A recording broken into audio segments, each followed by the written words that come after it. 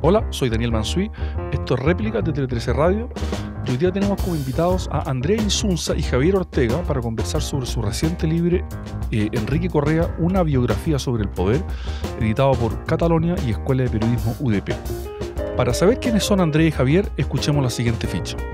Andrea Insunza y Javier Ortega son periodistas de la Universidad de Chile y trabajan juntos desde hace 2 décadas. Insunza es Master of Arts in Political Journalism por la Universidad de Columbia y Ortega es Magíster en Opinión Pública por la Universidad Diego Portales. Son coautores de Bachelet, La Historia No Oficial, Legionarios de Cristo en Chile, Los Archivos del Cardenal y Enrique Correa, una biografía sobre el poder, libro editado por Periodismo UDP y Editorial Catalonia. En 2004 fundaron una unidad de periodismo de investigación en la UDP y hasta 2021 fueron los directores y editores de la colección de libros Tal Cual. Actualmente dirigen la productora periodística Un Día en la Vida, donde realizan investigaciones para productos de no ficción y ficción. Además, editan la colección de libros del mismo nombre en alianza con Editorial Catalonia. Muchas gracias, Andrea y Javier, por estar hoy día con nosotros en Réplicas de Tele13 Radio. Gracias a ti por la invitación. La primera pregunta obviamente tiene que ver con el cuánto les tomó y cómo surge la idea de escribir un libro así, que es una biografía sobre el poder, como ustedes la subtitulan, en un país donde hay poca tradición de biografía, ¿no? Y donde uno se encuentra poca historia, poco ejemplo.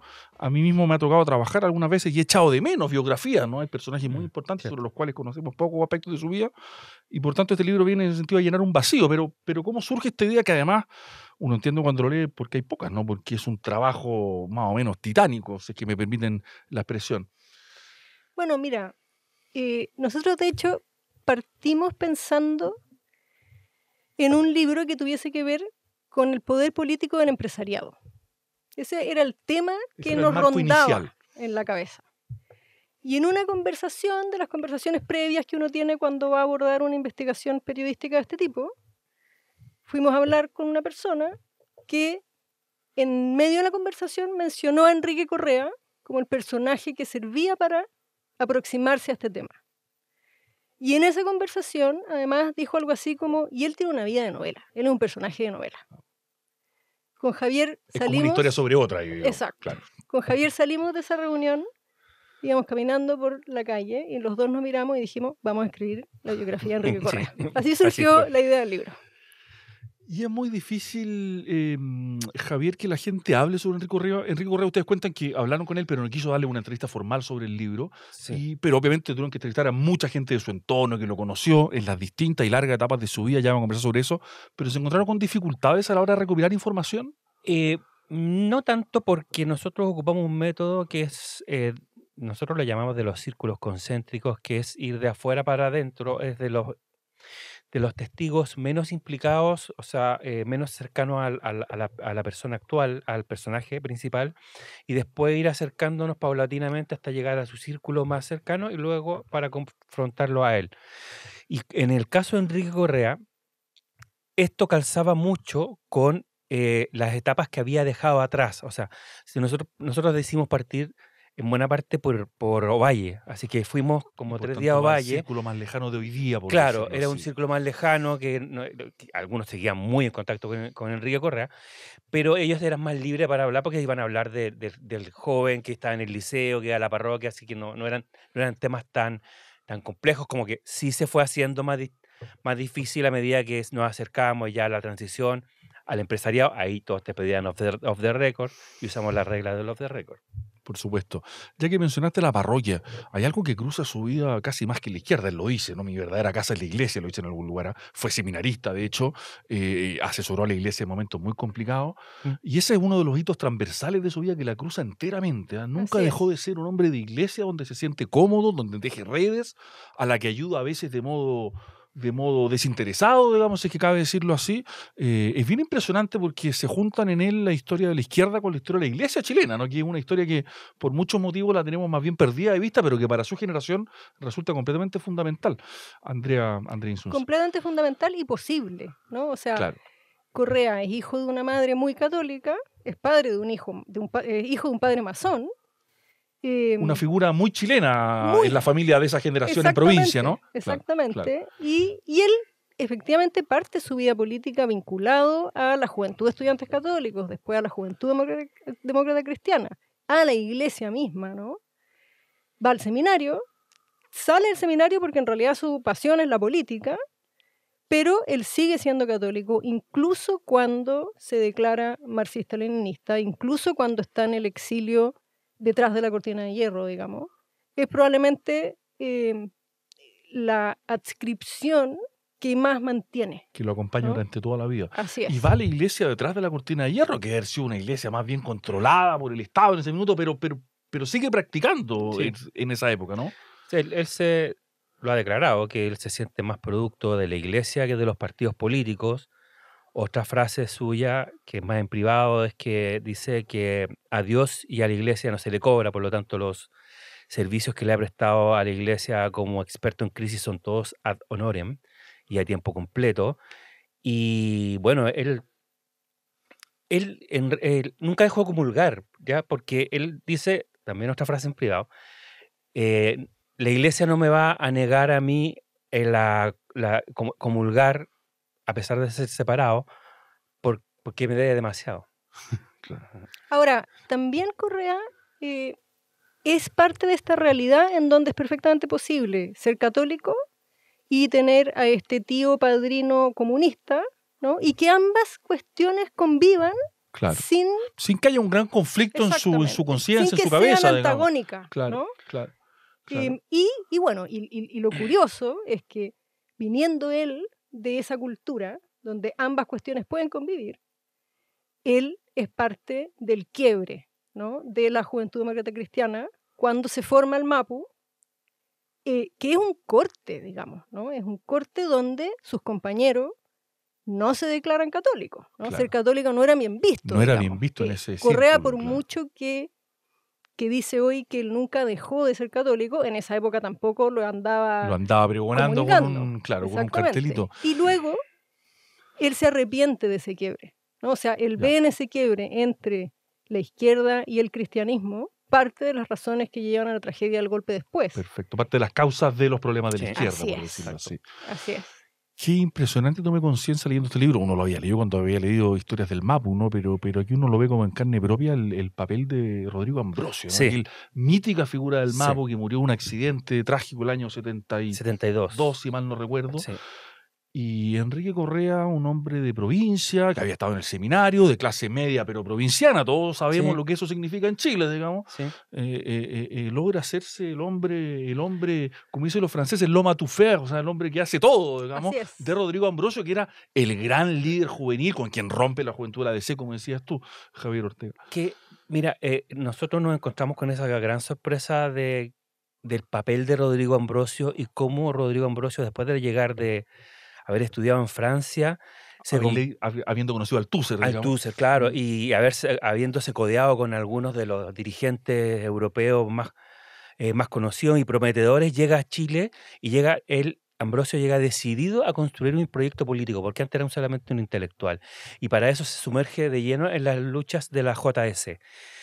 Y Rodrigo Ambrosio inmediatamente, porque era una persona muy carismática, pero además, un carisma impresionante. claro, sí. pero además era una persona como muy mandona, en el sentido muy exigente y autoexigente, y además con un proyecto político sumamente claro. Él llega, inmediatamente había un grupo muy amplio, pero muy desarticulado de jóvenes desafectos a la línea oficial de Frei Montalva, y ellos lo coronan como su líder inmediatamente. O sea, eso ocurre muy rápidamente, es muy llamativo. Correa, al principio, el primer año, no nos aparece, porque él viene saliendo de una tragedia juvenil, el amor de su vida muere, viene de provincia, todavía le queda un poco de los resabios tartamudeo, pero se demora un año en convertirse en el segundo de este gran astro del firmamento de la JS que se llama Rodrigo Ambrosio. Eso es como bien... Un ascenso meteórico, para ponerlo Sí, en por términos, supuesto, sin ninguna duda, claro. muy llamativo. Claro. Y ya muestra sus dotes tanto para acercarse al poder, pero para ser justo, la gente que le va bien en la vida en esto es porque tiene condiciones y tiene talento. El hombre organiza, resuelve problemas, tiene estrategia, tiene objetivo. Es un operador, pero usted explica muy bien que no es un mero operador, sino que un operador que funciona con estrategia en el horizonte. Y ahí ya el hombre destaca, ¿no? Sí. La palabra operador queda pequeña. Queda muy corta, sí. Pero lo que pasa es que también Correa. es un operador. Exactamente. Claro. Pero efectivamente Correa es el que hace realidad aquellas cuestiones que personajes como Rodrigo Ambrosio en esa época, o mucho más adelante Edgardo Benninger, digamos, ellos son los de los grandes planteamientos, ¿no? Son los que arman las estrategias, las proyectan, pero el hombre que produce los hechos políticos, el hombre que maneja el aparato, el hombre que tiene las conversaciones, el hombre que sabe qué motiva a alguien o qué lo hace temer, ese es Correa. Correa es el que provoca las cosas. Claro, el que hace que las cosas ocurran. Así es. El que hace que las cosas ocurran. Y eso, por supuesto, lo convierte en alguien muy valioso. Cuando tú haces Claro. política, quieres que las cosas ocurran. Te Y conviertes si en tienes, indispensable. exacto, si Te tienes a conviertes en alguien que indispensable. pueda hacer eso, es una persona que tú quieres que te acompañe siempre. ¿Qué papel juega Enrique Correa en la ruptura del MAPU? Porque, bueno, cuando uno lee esto también se recuerda la historia de la izquierda, de estos fraccionamientos sucesivos, ¿no? Primero la juventud de la ADC, salen de la ADC, y después la ruptura del MAPU, que fue una cosa tremenda para esa generación también. La ruptura del MAPU entre el MAPU Obrero Campesino y el Exacto. MAPU Garretón. Bueno, él lo provoca, y lo provoca junto con Rodrigo Ambrosio como un plan mucho mayor orientado a imponer la línea más allendista en la Unidad Popular, que tenía dos almas, una alma que avanzar sin transar, que era Altamirano, y la otra alma más gradualista, y ellos, para que triunfe esta alma más gradualista y así Prats se mantenga en el gabinete para exorcizar un golpe de Estado, porque ya venía más o menos el olor a pólvora de un golpe de Estado, ellos quiebran el MAPU y deciden hacerlo después de las elecciones parlamentarias De marzo de 73. marzo de 73, y lo hacen de una manera muy violenta, se toman todos los locales, pillan completamente por sorpresa al sector de Garretón, que había ganado la dirección del partido, Dicho Y- sea de paso. sí, Dicho que sea había de ganado paso. democráticamente Claro. y legítimamente la dirección del partido, y ellos hacen un golpe de fuerza muy antidemocrático y persiguen a cadenazos a amigos de toda la vida, y se quedan con casi todas las sedes del partido, y el MAPU se divide en dos, y ambos coexisten en la UP, y el plan para imponer la línea más gradualista por sobre la más radical no surte efecto, porque Altamirano queda más fortalecido con este golpe de fuerza. Claro. Después, en el exilio, sale 2 veces de Chile, Enrique Correa, vuelve como clandestino, sigue operando siempre. Impresionante esta generación de izquierda, que la política es su motor, su vida, o sea, como que come Absolutamente. política, duerme política, Sí. sueña política, supongo, porque no hay otra cosa en su vida.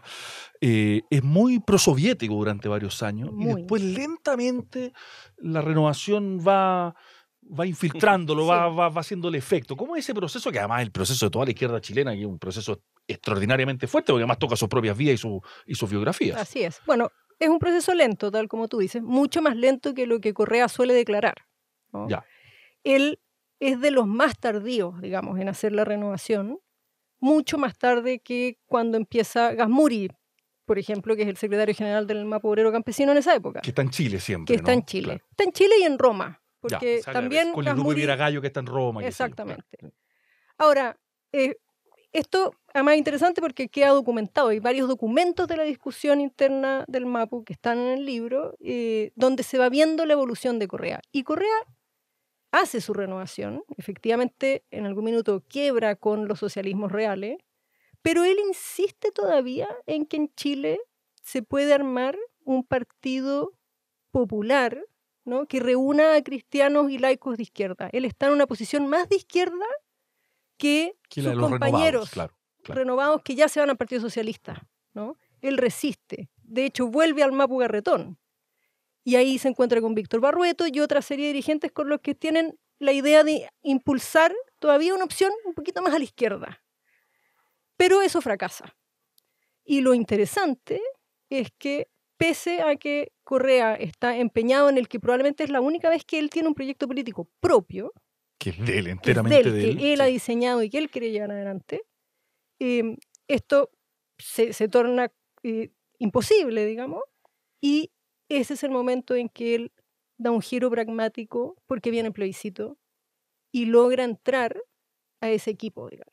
Claro. Y eso va a ser algo que va a cambiar Que completamente, determina completamente su su vida. historia. Claro, Así es. claro. Porque aquí viene, bueno, hay episodios muy interesantes, tanto antes de la transición como después de la transición, pero aquí para entrar de lleno a la parte que uno más pública de la vida de Enrique Correa, o más públicamente conocida, tiene el extraño talento de acercarse no solo a Elwin, sino que al elwinismo, ¿no? Sí. Que claro, los socialistas que respiraron, que pisparon eso antes, digamos, tuvieron una ventaja política enorme respecto de los que fueron más reticentes, y eso explica muchas de las cosas que pasaron después. Sí. Y ahí Enrique Correa probablemente una vez en su vida en que muestra su olfato político finísimo, donde dice, aquí es donde hay Sí. que estar. ¿Ah? Exactamente. Probablemente no solo por motivos interesados, por favor, sino que había un cuadro político que hacía posible pensar que ahí había que ir, ¿ah? Sí, Pero el hombre sabe dónde ir. sí, no fue uno de los primeros, Ya. ni fui el único. Nosotros creemos que ha exagerado un poquito el papel de Perfecto. acercarse a Elwin, porque los terceristas del almeidismo fueron muy importantes también Perfecto. en eso de convencer al Clodomiro Almeida, que al principio era reticente, de apoyar a Patricio Elwin. ¿Qué es el mundo de Ricardo Solari para ponerle nombre? ¿O no De Ricardo necesariamente? Solari y del primo de Germán Y de Correa. Germán Correa, que Germán fue Correa. ministro después. Ellos también Perfecto. fueron muy Perfecto. importantes. Ya. Enrique Correa jugó su rol. Pero no es el único No ni es el primero. único, no es Ok, el único. ok. Es que decirlo que, si bien es cierto que Correa, nadie miente su olfato político, ni su talento, ni su habilidad para conversar en el cara a cara, él también hay harto de mitología. Es bueno para contar la historia después. Sí, Sí, él, sí, sí. él ha contribuido mucho a que lo rodee una suerte de mitología y cosas que no son tan ciertas. No, cosa que si uno va a escarbar, sí, hay verdad, pero es Pero más no matizado tanta. lo que parece. Por lo mismo, nosotros hablamos con tanta gente Ya. y tanto archivo y documentos que no son conocidos porque quisimos desmitificar al Enrique Correa, que da entrevistas 2 veces al año y que hablaba de su pasado y de todo eso. O sea, Perfecto, separar la paja del perfecto. grano. Sin perjuicio de lo cual se convierte en hombre de confianza de Elwin muy Así es. rápidamente. Sí. Primero hombre de confianza de Benninger y después de Elwin. Y efectivamente es el izquierdista de confianza de Elwin. Que le da el vínculo con ese mundo. Y le da el vínculo con ese mundo, con un mundo con el que además él tiene una relación con todo el socialismo, el comunismo, Con la El- DC, el porque tuvo la juventud de la allendismo, DC antes. claro, Claro, por supuesto, claro. el allendismo, los familiares de las víctimas y por supuesto la DC también. Pero la Claro. DC uno podría decir, bueno, estaba cubierta. Estaba cubierta por ¿no? los otros hombres, por supuesto. Por En supuesto. cambio, lo otro, Correa era un hombre más indispensable. Y ese es efectivamente el momento en que Elwin lo nombra ministro vocero de ese primer gobierno democrático. Es el momento en que Correa se transforma en un personaje público y deja atrás esta característica que tiene en el pasado y que va a volver a tener en el futuro, Que es de ser el hombre de la sombra. de ser un hombre de las sombras, Claro, claro, claro. de la trastienda, ¿no? Es el momento en que él se vuelve conocido y eso va a ser clave para lo que viene en el futuro, porque lo conoce el empresariado, lo conocen los militares, lo conoce la derecha, y esos son los mundos con los que él se va a entender en ese gobierno, pero además con los que se va a seguir entendiendo como lobista. Claro. Dejen muchos mitos, como dicen ustedes, y por eso escriben este libro, para ver qué es lo que hay de cierto Sí. y de no, pero uno de los mitos, pero que tiene su base en la realidad, pero quiero que me digan ustedes lo que piensan, y mito sobre el cual se construye una acusación sobre Enrique Correa, o al menos una crítica, ¿no? La dupla con Jorge Ballerino, ¿no? Que era el hombre de confianza de Pinochet, que es el general con quien él dialoga. Pinochet no se lleva nada de bien con el ministro de Defensa, que era Patricio Rojas, y tenía un carácter, en fin, era una relación difícil por motivos bien evidentes por lo demás, y por tanto Enrique Correa teje una relación paralela con el general Ballerino que le permite limar asperezas, negociar, transar, conversar, pelearse también, supongo. Y la acusación que pesa o la crítica que pesa sobre él es que Enrique Correa fue extraordinariamente benevolente con los militares a través de Ballerino. Sé que Ballerino básicamente le habría embolinado la perdí. ¿Les parece justa esa acusación, esa crítica? ¿Les parece que es más delicado Mira, que eso, em, Andrea?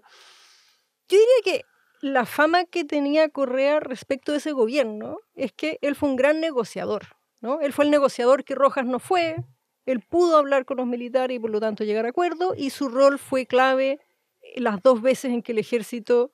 Ejercicio de alistamiento y boinazo. ¿no? Exactamente, ¿no?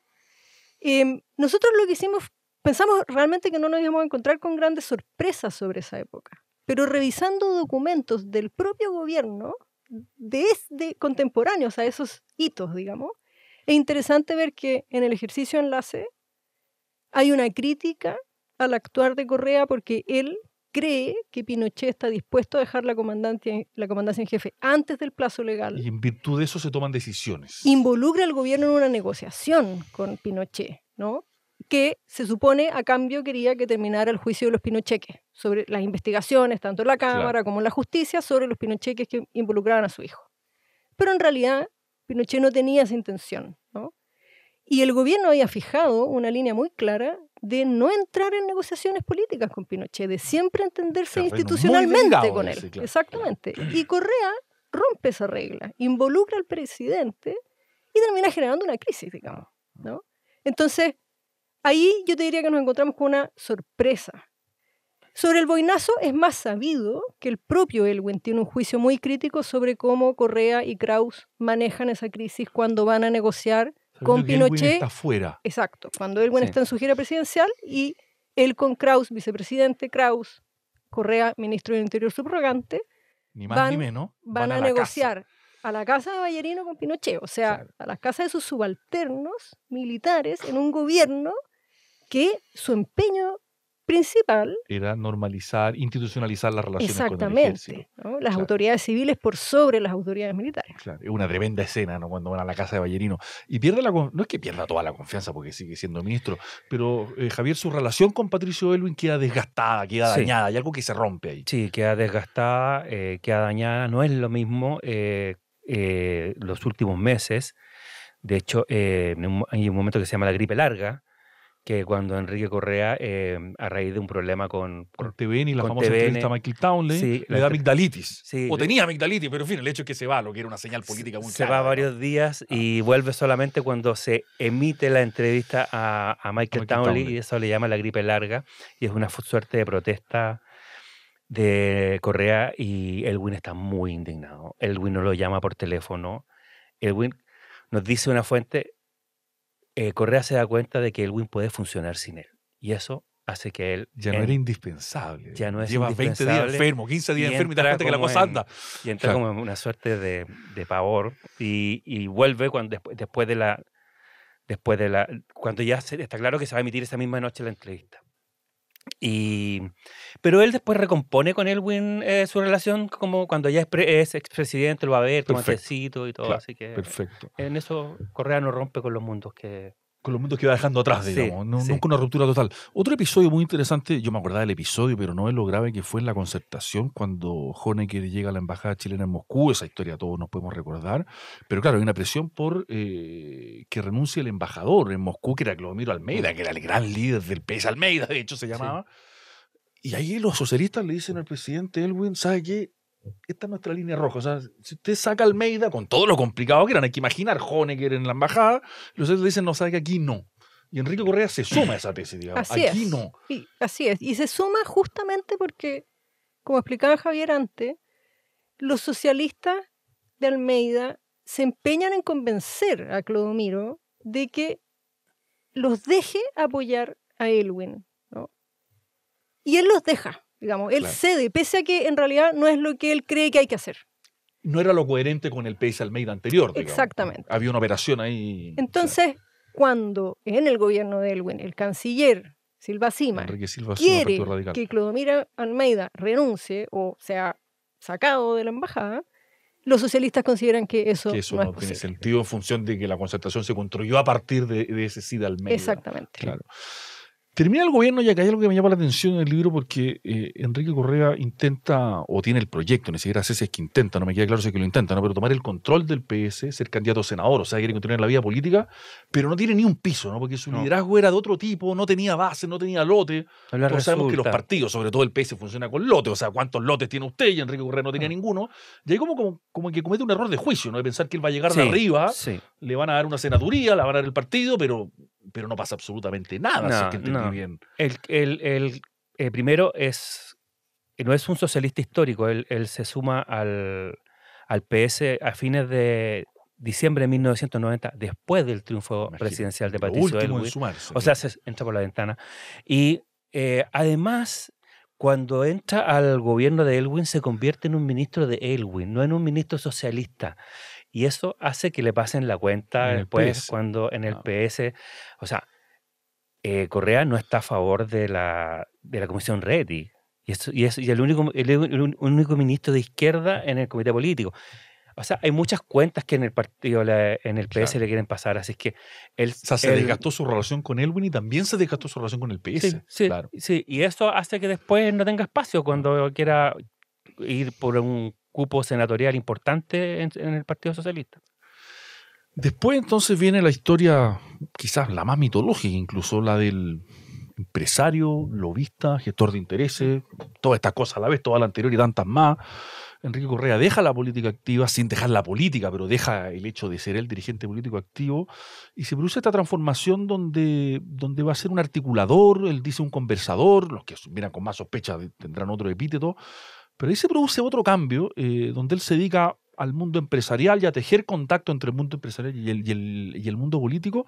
Sigue siendo el mismo hombre ahí hay un cambio. Es difícil de leer eso porque realmente a mi juicio cuando yo leo el libro de usted y me hice bastante esta pregunta, dejó de ser político Enrique Correa en un sentido, pese a que él nunca quiere admitirlo, porque admitirlo sería reconocer una derrota profunda, ¿no? Pero se dedica a otra cosa, que por favor no estoy haciendo ningún juicio de valor, es muy legítima, muy lícita, la actividad humana, digamos, no tengo ningún problema, pero el animal político se transforma en otro tipo de animal, es mi impresión. Bueno, primero, digamos que él no llega al lobby porque él haya elegido convertirse en lobista, digamos. Sí, porque la política lo expulsa, exacto, ¿no? Y él no puede, por lo tanto, seguir siendo un político formal. profesional, digamos. Exactamente. Entonces, lo que sí nos parece a nosotros es que en el gobierno de Aylwin, dado que maneja los fondos reservados, que son una enorme cantidad de dinero con el que se mantiene a buena parte de los partidos en esa época que no eran legales, en fin, los sindicatos, etcétera. Reparte recursos el hombre. El hombre entiende el valor que el dinero tiene en la política. Y nosotros lo que vemos es que cuando él se transforma en lobista sin haberlo buscado, básicamente sigue construyendo poder político a través del dinero, ¿no? Y a nosotros nos parece que Imaginación es más bien una excusa para seguir haciendo política. Mira, ¿qué es lo que me pasó yo cuando leí esto? Decía, ¿qué es lo que mueve a Enrique Correa? Gran pregunta. ¿Qué es lo que lo mueve? Porque no parece ser el dinero, porque Sí, no es un hombre no de lo lujos, no es un hombre de gustos, no es un hombre de ostentación, no No. es eso lo suyo. No. Ya no tiene poder formal. Ojo, hay poder que no es formal, yo estoy de acuerdo con eso, y la expresión de los poderes fácticos tiene que ver precisamente con eso. Pero ¿qué lo mueve? Una cuestión que me intrigó leyendo la última parte del libro. Perdón que se lo pregunten así No, directamente, por pero favor. como lector fue lo que me pasó. Nosotros, bueno, este libro, nosotros tratamos de no hacemos juicios sobre el personaje. Efectivamente. Es un Eh, libro muy descriptivo y muy honesto en ese sentido. sí, lo muy aclaro para los auditores. ¿Por qué? Porque es un personaje que tiene muchas capas, tiene muchas aristas. Entonces, hay algo que siempre ha acompañado a Enrique Correa, es el amor por la política, la pasión por la política. Él es un animal político.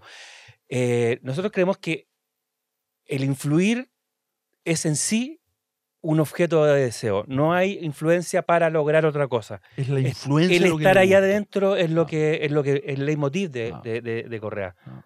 Y eso- Es eso- ser parte del circuito donde se toman las decisiones, no ser ajeno a ese circuito, estar ahí, provocar encuentros. Y por eso debe tejer un mito, ¿no? Porque en el fondo él tiene que, cuando no está tan cerca del poder, tiene Sí, que pues. convencer a la gente con la que De que trabaja sigue que lo siendo está. estándar. Sí. Sí. Y todo esto se convierte en una cosa donde uno no sabe qué es lo que es verdad, lo que uno escucha, lo que no, porque él vive un poco, lo digo en el sentido que se entienda, ¿no? Esta influencia solamente existe si es que él le contesta en el teléfono. Y por tanto, supuesto. todos tenemos que creer que todo el mundo le contesta el teléfono. Así es. O sea, por algo, una de las cosas que lo hice en la entrevista al Mercurio, una de las cosas que menos estuvo de acuerdo con nuestra biografía es que hablamos en el último capítulo como el ocaso, El ocaso se llama el último que él capítulo. pierde influencia. Y obviamente, claramente, sí, si tú comparas a Enrique Correa de ahora con el Enrique Correa de sus años dorados, No es tiene- obvio que tiene no menos tiene- influencia, ¿ya? Claro. Pero eso a él no le acomoda, o sea, No, decir que no tiene influencia No a le alguien sirve que... de nada, no lo ayuda. No, ese no lo ayuda capítulo, para por decirlo nada. así. No era su función ayudarlo, por supuesto. ¿no? Por supuesto. Además Eh, no está jubilado, objetivamente, digamos, él sigue, su empresa sigue funcionando y él sigue jugando su rol. Claro. Por supuesto que no es el mismo que antes. Por supuesto, ¿no? o porque más allá del ocaso, el hombre tiene hartas vidas, ¿no? Porque lo vetan, Bachelet uno lo veta, vuelve para Sí. acá, vuelve para allá, Lagos con distancia, después vuelve a entrar. O sea, Así es. el hombre tiene Sí. vidas para regalar, ¿ah? Sí, ha sido vetado varias veces y se ha reinventado. Bueno, es un converso en ese sentido. Y sus últimos casos han sido casos especialmente polémicos, duros. Le dejo a los lectores, no podemos tratarlo todo aquí, ¿no? Pero en fin, se hizo cargo de muchos, a todos los grandes escándalos más o menos tuvo Enrique Correa, pero en los últimos ya no le fue tan bien, ¿no? Como que su tecla como que su tecla había perdido poder y por eso es que le llaman el ocaso a su último capítulo, ¿no? Así es. André Insunza. Sí. Él va perdiendo poder porque su generación va envejeciendo, porque los empresarios con los que se relacionaba de manera más cercana ya no están en la primera línea, Claro. y porque la industria se profesionaliza y las crisis se hacen más complejas de manejar. Claro. Y eso lo va dejando completamente, o no completamente al margen, pero ya no es lo que era. Ya no es lo que era, y además que está el caso Platas Políticas desde que parte el año 2014 y que si bien es uno de sus grandes éxitos porque logra Logra acotar contener ese una crisis incendio. gigantesca, o sea, que podría haber sido gigantesca para Sí, decirlo claramente. claro, lo logra contener, le trae muchos costos porque él queda muy expuesto. Queda expuesto como un puente entre la política y el dinero. Andrea, Javier, se nos fue el tiempo, pero les quería agradecer. Aquí en este programa, le aclaro a los auditores, alcanzamos a conversar algunas de las cosas que hay en este libro, que es voluminoso y que está realmente extraordinariamente bien documentado. Así que yo recomiendo leerlo porque era imposible tratar aquí todos los temas, pero realmente el libro, aprovecho de felicitarlo porque el libro es una investigación realmente Muchas gracias. exhaustiva, muy bien hecha, bien escrita, lo que siempre se agradece, y que permite ver los últimos, qué sé yo, 50 años, 60 años de la historia de Chile. Así que muchas gracias por habernos acompañado hoy día en Réplica de 13 Radio, Andrea y Javier. Muchas gracias, Daniel. Encantado. Gracias. Estuvimos entonces hoy día en Réplica de Tele 13 Radio conversando con Andrea Insunza y Javier Ortega sobre su reciente libro Enrique Correa, una biografía sobre el poder, editado por Catalonia y Escuela de Periodismo UDP. Soy Daniel Mansuy, esto es Réplica de Tele 13 Radio. Muchas gracias por escucharnos. Hasta la próxima.